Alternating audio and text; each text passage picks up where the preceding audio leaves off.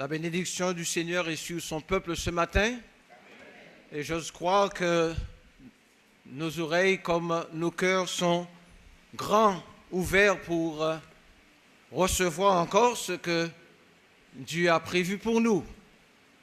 Quelle grâce de savoir que nous ne venons pas seulement donner au Seigneur, mais nous voulons aussi recevoir de sa part. Et son esprit qui agit en nous veut nous faire du bien. Je vous propose ce matin de profiter d'une porte ouverte pour regarder demain. Je ne vais pas vous prédire l'avenir, mais je vais seulement m'appuyer sur ce que dit l'Écriture pour éveiller, réveiller, avertir chaque conscience pour un événement qui est tout près d'arriver. Tout à l'heure, demain, dans 10 ans, 20 ans, nul ne sait. Mais ça arrivera, parce que le Seigneur l'a dit. C'est pourquoi je vous propose d'ouvrir vos Bibles dans le dernier livre, le livre de la Révélation, au chapitre 20. Le livre de l'Apocalypse, c'est l'autre nom. C'est le livre dont il est dit au début, « Heureux ceux qui lisent ».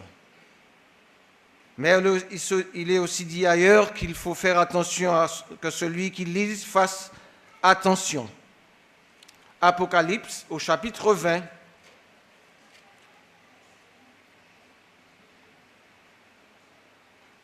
À partir du verset 11. Apocalypse 20, verset 11.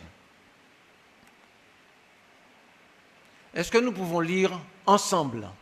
Ça va peut-être vous aider à mieux faire attention. Nous lisons. Puis, je vis un grand trône blanc et celui qui était assis dessus. La terre et le ciel s'enfuirent devant sa face, et il ne fut plus trouvé de place pour eux.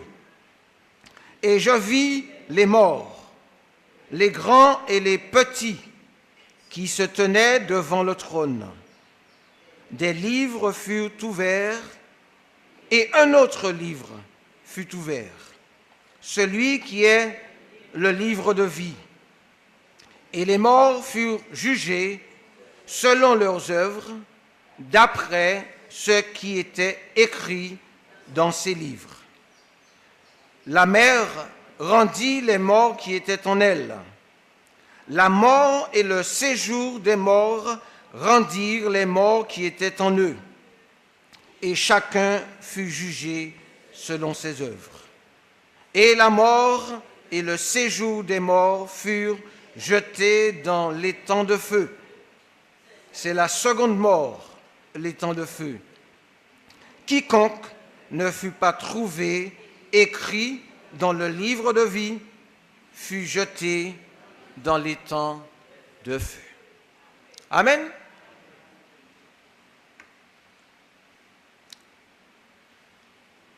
Il y aura un jugement de tous les hommes. N'en déplaise à ceux qui voudraient se consoler, se persuader du contraire. En lisant ces quelques lignes, la terre et le ciel s'enfuirent devant sa face. On pourrait abonder dans le sens de ce proverbe guadeloupéen qui dit « Après la mort, vive Tibet ». Puisque la terre disparaît, il disparaît, et puis tout ça qui mort. Mais ce n'est pas ce que dit l'Écriture.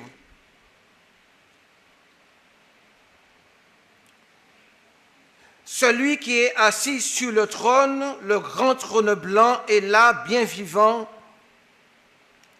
et devant lui sont présents tous les morts. L'Écriture affirme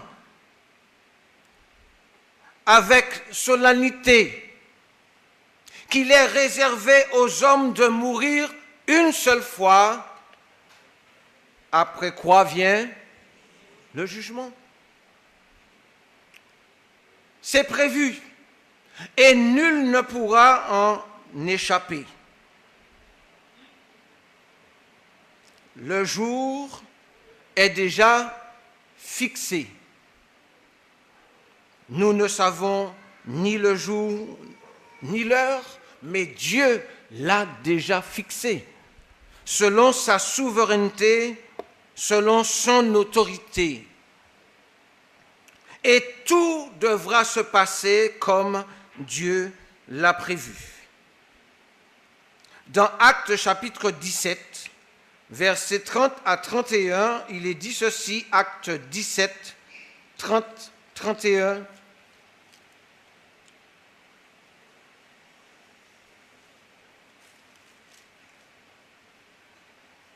Dieu, sans tenir compte des temps d'ignorance, annonce maintenant à tous les hommes et en tout lieu qu'ils aient à se repentir parce qu'il a fixé un jour où il jugera le monde selon la justice par l'homme qu'il a désigné, ce dont il a donné à tous une preuve certaine en leur ressuscitant des morts.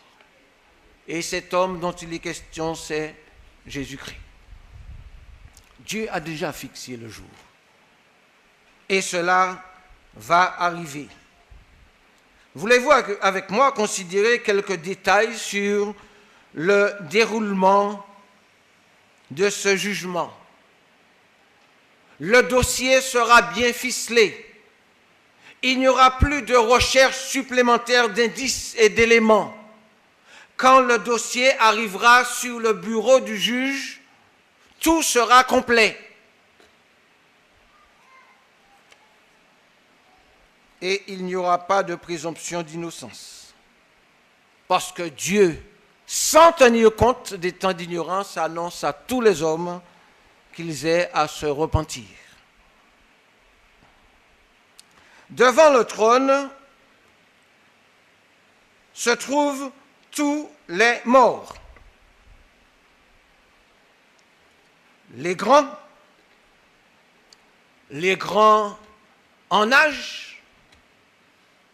Peut-être qu'on va trouver là aussi Mathusalem, puisque ce jugement n'a pas encore eu lieu. Vous savez à quel âge il est mort, Mathusalem? 900 et quelques. Il sera là. On va trouver aussi les tout petits. Nous allons trouver les grands en prestige. Vous avez quelques noms? Des hommes qui sont grands en prestige.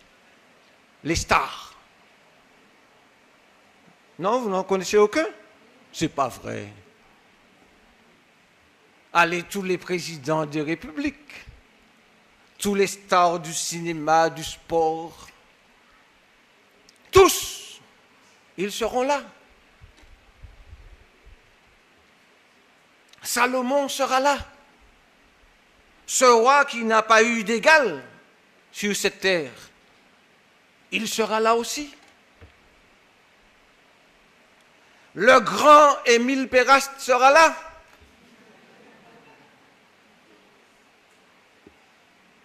Ah, vous préférez dire le petit? J'accepte aussi, ça va. Mais tous les morts seront là. Et puis à ce moment, eh bien, les choses vont se passer. Et puis voilà que des livres seront ouverts.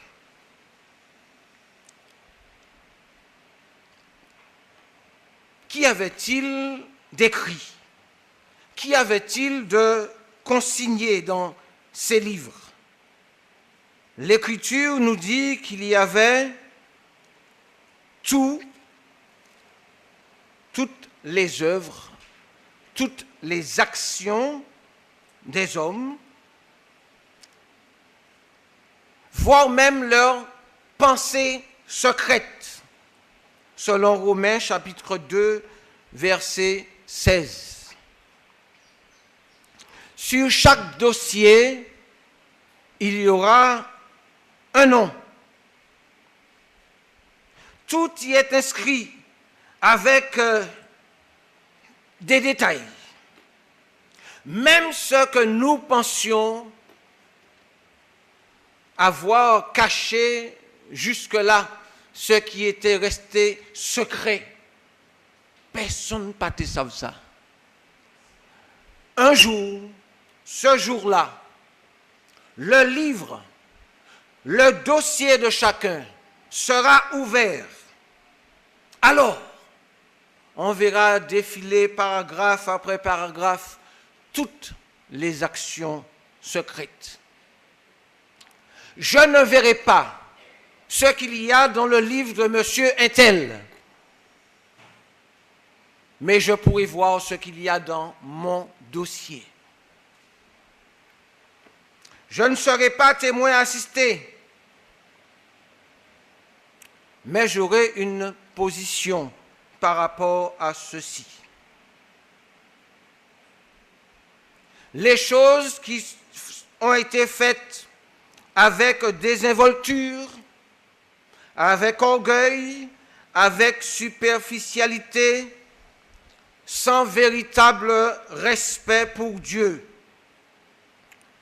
Ces jours-ci, il y a un livre qui sera bien utilisé.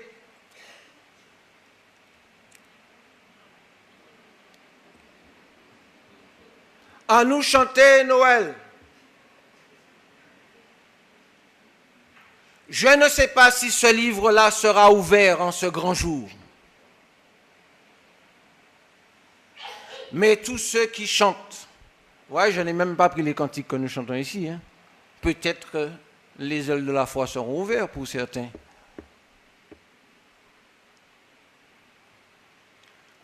Quand l'homme chante la bonne nouvelle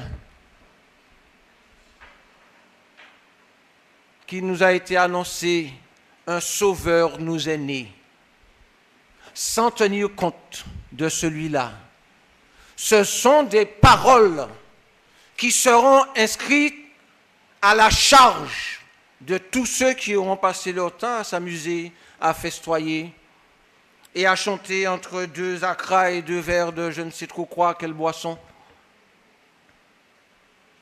Il y a des choses qui sont très intéressantes que nous, nos compatriotes, peuvent chanter. Je regarde à la page 5. Vous permettez que j'ouvre ce livre-là? Hein? Vous vous demandez comment le frère a ça toujours? Hein? Merci, merci. Non, je ne l'avais pas, on me l'a passé. Je vois à la page 5, vous pouvez vérifier. Douce espérance. Vers nous, Dieu va venir de notre offense. Il vient nous affranchir. Sensible à nos malheurs, il veut rendre à nos cœurs la paix de l'innocence avec le vrai bonheur, douce espérance. C'est pas beau ça? On ne pourrait pas dire ça ici? C'est magnifique, non? Merci. Sort déplorable qu'étions-nous devenus? Adam coupable nous avait tous perdus, enfants déshérités, sur nous devait peser l'arrêt inexorable de l'ange révolté, sort déplorable. Sainte victime, divin médiateur au noir abîme, arrache le pécheur, réponse sauveur puissant à notre appel pressant, vient par un don sublime nous rendre Dieu clément, sainte victime. N'est-ce pas ce qu'il a fait, Jésus?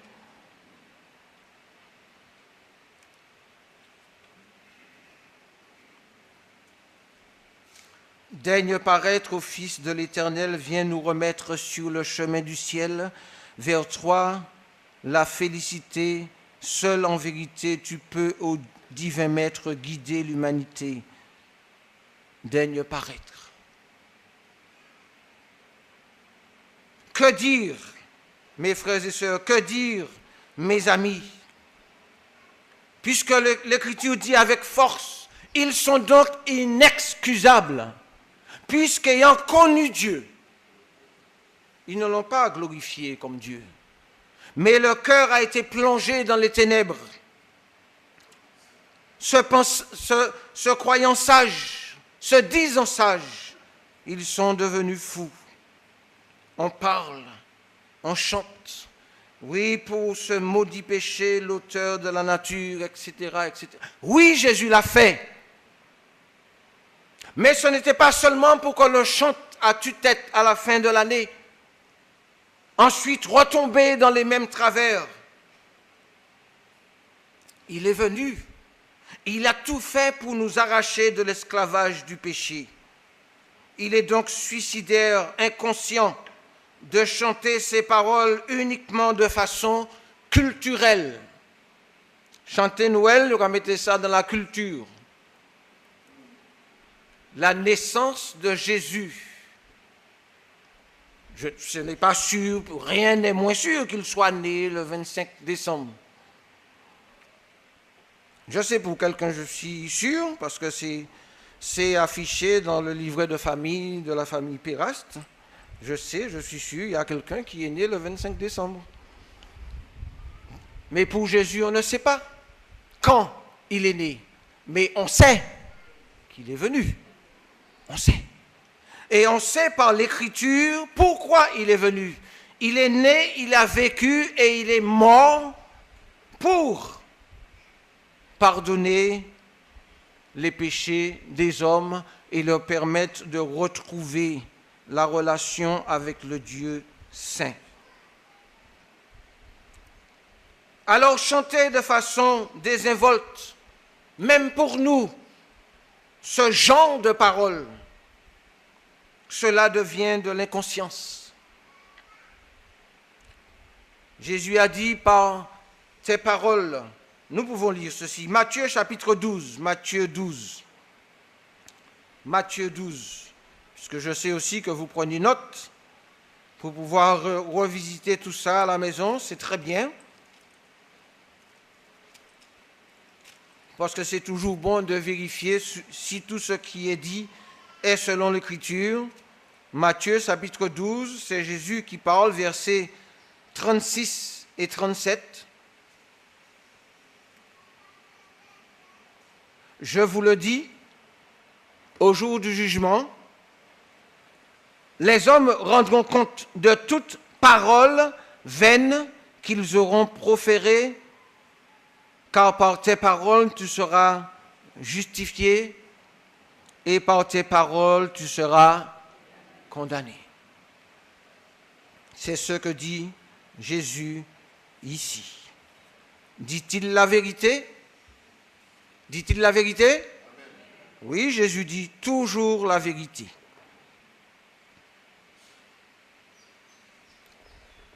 Nous devons savoir ce que nous disons et savoir que Dieu attend des cœurs sincères et des lèvres pures, purifiées, quand nous chantons son nom. Il est le Dieu trois fois saint. Il dit, mais si je suis Père, où est l'honneur qui m'est dû? Sinon ces paroles, ces cantiques peuvent devenir des abominations. L'Écriture annonce malheureusement ce temps de confusion.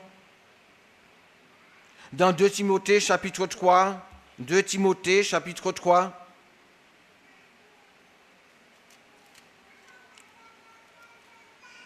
sache que dans les derniers jours, il y aura des temps difficiles car les hommes seront égoïstes, amis de l'argent, fanfarons, hautains, blasphémateurs, rebelles à leurs parents, ingrats, irréligieux, insensibles, déloyaux, calomniateurs, intempérants, cruels, ennemis des gens de bien, traîtres, emportés, enflés d'orgueil, aimant le plaisir plus que Dieu, ayant l'apparence de la piété, mais reniant ce qui en fait la force. Éloigne-toi de ces hommes-là. On est en plein dedans. C'est vrai que aujourd'hui, c'est la journée internationale contre les violences faites aux femmes. Ils ont pris du temps, hein? Mais ça fait longtemps que ça dure. Et puis il y a aussi les violences faites aux hommes, on va choisir un autre jour. Parce que le cœur de l'homme est tortueux par-dessus tout et il est méchant. Qui peut le changer? Des journées multipliées? Il n'y a que Dieu qui puisse véritablement changer le cœur de l'homme. Mais il le fait à celui qui vient à lui par la foi. Celui qui vient à lui par la foi. C'est écrit dans ses livres. Jésus ajoutait, celui qui écoute ma parole et qui ne la met pas en pratique a déjà son juge. La parole que j'ai adressée, c'est elle qui le jugera au dernier jour. Cela est écrit. Vous pouvez noter Évangile de Jean, chapitre 12, versets 47 et 48. Ceux qui ne prêtent pas attention à la parole prophétique sont donc inexcusables. Ils seront sans défense, parce que c'est ce qui est écrit. Comment savoir? Comment faire pour que son nom soit écrit dans le livre de vie? Qui écrit le nom dans ce livre?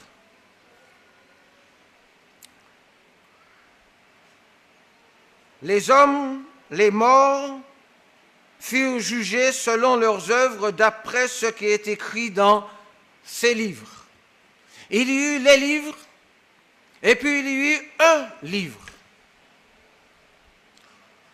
Je sais pour ma part qu'au moins sur un livre, mon dossier, si Apocalypse était écrit aujourd'hui, peut-être qu'on dirait un fichier numérique, hein? Pour avoir accès rapidement, mais ce que Dieu, tout est inscrit. Dieu n'a pas oublié même pas une virgule sur notre vie. Et je sais, pour ma part,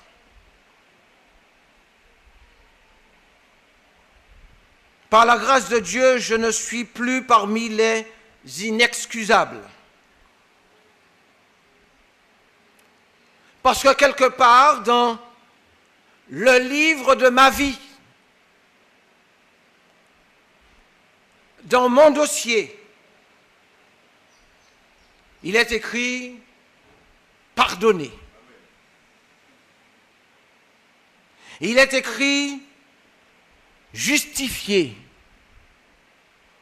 Il est écrit « racheté ». Avec, sur tout ce qui est écrit avant, une grosse tache de sang, le sang de Jésus-Christ, mon Sauveur. Grâce à Jésus-Christ qui a payé de sa vie et a subi la colère du Père, le châtiment qui me donne la paix est tombé sur lui. Et c'est par ces meurtrissures que je suis guéri. Il a reçu les coups que je méritais. Parce que sur ma vie, c'est ça que je méritais. Dieu avait noté tout cela depuis le début. Et tout cela pesait sur moi et me conduisait directement vers la condamnation, le jugement de Dieu et la condamnation. mais lui a pris ma place. Et il m'a rendu Dieu propice. La grâce de Dieu, source de salut pour tous les hommes, a été manifestée. Christ est venu, il est né dans une étable. Les anges, les bergers se sont réjouis. Il est venu, il a montré le chemin, il a vu la misère, il est intervenu à maintes reprises. Il a guéri des malades, il a délivré, mais il a appelé tous les hommes à se repentir, à naître de nouveau. Et il est mort en priant son Père de pardonner ceux qui étaient en train de commettre ce crime atroce. Mais il était venu pour cela. Depuis ce jour, le salut est offert gratuitement. Et je sais que quelque part dans le livre de ma vie, ceci est écrit gracié. Quelqu'un a payé pour moi.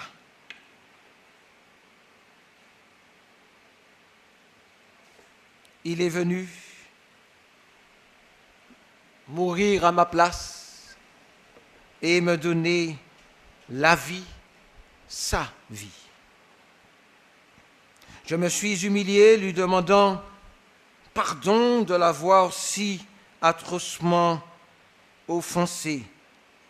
Pardon pour mes péchés.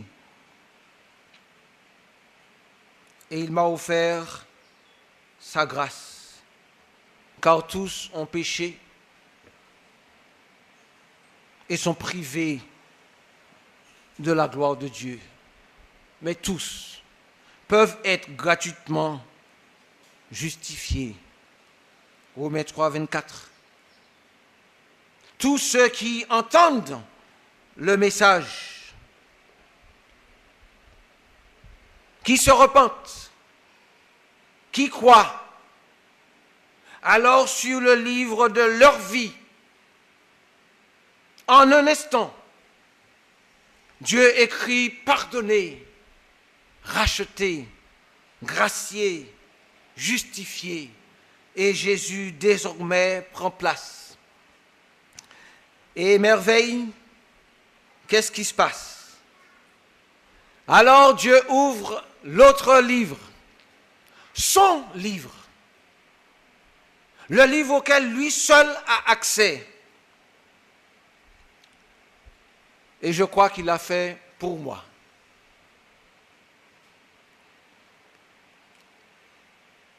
Il a écrit mon nom. Ce n'est pas de la prétention. Je crois que Dieu a écrit mon nom dans son livre de vie. Et toi, es-tu sûr aujourd'hui que si tu devais paraître devant le jugement de Dieu, es-tu sûr que Dieu a écrit ton nom dans son livre? Parce qu'il est dit, Apocalypse chapitre 20, verset 15, « Quiconque ne fut pas trouvé écrit dans le livre de vie fut jeté dans l'étang de feu. » Grand ou petit, quiconque, ce même quiconque à qui Jésus faisait allusion dans Jean chapitre 3, verset 16, Dieu a tellement aimé le monde qu'il a donné son Fils unique afin que quiconque croit en lui ne périsse pas, mais qu'il ait la vie éternelle. Et la vie éternelle, cette vie éternelle commence quand Dieu écrit le nom de quiconque dans son livre de vie.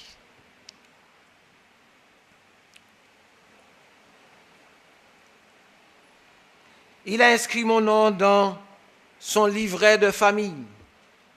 C'est ce qui se passe. Membre de la famille de Dieu, enfant de Dieu, voyez quel amour le Père a manifesté pour que nous soyons appelés enfants de Dieu. Et nous le sommes. C'est vrai? Nous ne sommes pas à titre communautaire, hein? Hein? Pas ça, hein?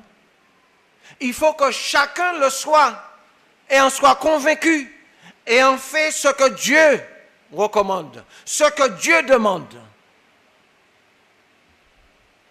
Sinon, il ne faut pas penser qu'on sera là et puis dans la foule, on va pouvoir passer par maille.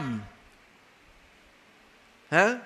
J'ai fréquenté tellement longtemps, j'ai chanté tellement de cantiques en disant « Oui, prends tout Seigneur ». Mais c'était le dimanche matin seulement entre 8 et 10. Et puis à 10h05, je prenais tout en main pour la semaine. Par tes paroles, tu seras justifié. Par tes paroles, tu seras condamné. Mais si tu crois dans ton cœur que Jésus est Seigneur et si tu confesses de ta bouche, tu seras sauvé. Si tu le confesses, tu seras sauvé.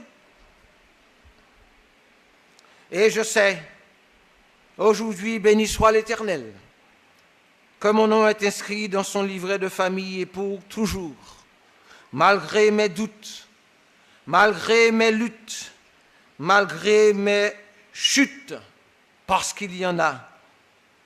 Ce qui est dit dans Apocalypse chapitre 3, verset 5, celui qui vaincra sera revêtu ainsi de vêtements blancs. Je n'effacerai point son nom du livre de vie, et je confesserai son nom devant mon Père et devant ses anges. Passer ainsi du livre de ma vie au livre de vie, miracle de l'amour de Dieu pour le pécheur que je suis et à qui Dieu a fait grâce. Jusque-là, c'était condamnation, colère de Dieu. Mais ce jour-là, où la grâce de Dieu s'est manifestée, son esprit m'a convaincu de péché, de justice et de jugement. Alors Dieu a permis que mon cœur s'ouvre. Et je sais qu'il m'a sauvé. Je sais qu'il m'a sauvé. Je le confesse aujourd'hui encore.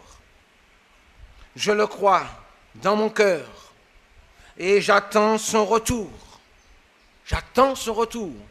Pas pour le jugement, il y aura jugement certes, mais je sais que dès maintenant, il n'y a plus aucune condamnation pour moi parce que je suis en Jésus-Christ. Il faut que le jugement ait lieu. Mais avec tout ça, la grâce de Dieu sera là pour m'accueillir. C'est pourquoi je veux marcher d'une manière digne de mon Sauveur.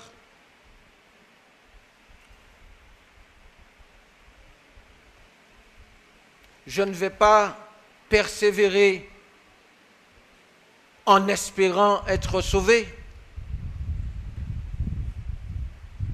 Je ne vais pas vaincre un jour, mais c'est parce que je suis sauvé que je vais pouvoir persévérer. Parce que Christ vit en moi. Et je voudrais que chacun de nous, nous soyons convaincus personnellement et que nous attendions avec une espérance vivante le retour de notre Seigneur, mais pas le retour d'un Jésus-Christ qui sera notre juge, mais le retour de celui que nous aimons.